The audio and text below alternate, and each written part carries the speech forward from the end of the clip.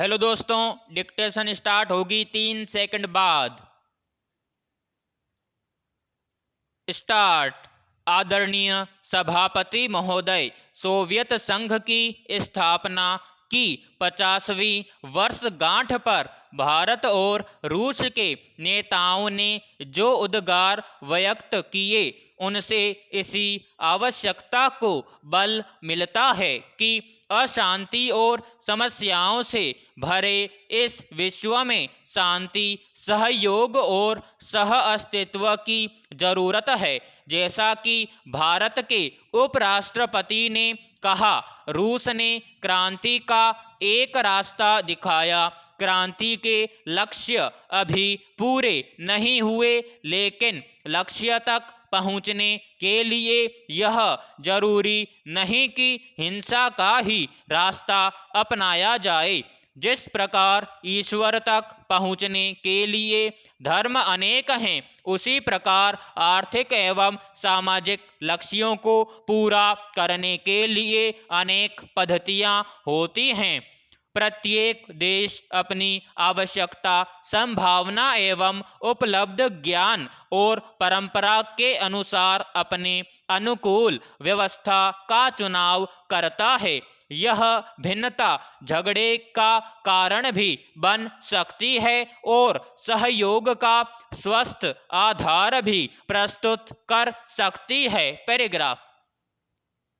भारत और रूस का बढ़ता सहयोग इसका सबसे बड़ा सबूत है कि सामाजिक और आर्थिक व्यवस्था में एक रूपता न होते हुए भी दो देश मानवता के एक समान लक्ष्य की ओर किस तरह बढ़ सकते हैं।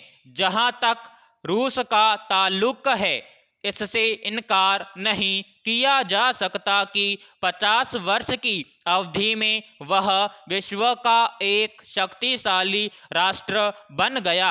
इसका श्रेय जहां सोवियत सामाजिक व्यवस्था को है, वहां उस टेक्नोलॉजी को भी है जिसके विकास के लिए सोवियत व्यवस्था की स्थापना से पूर्व भी काफ़ी काम हुआ और आज भी हो रहा है। ज्ञान विज्ञान पर एकाधिकार का दावा कोई एक देश नहीं कर सकता।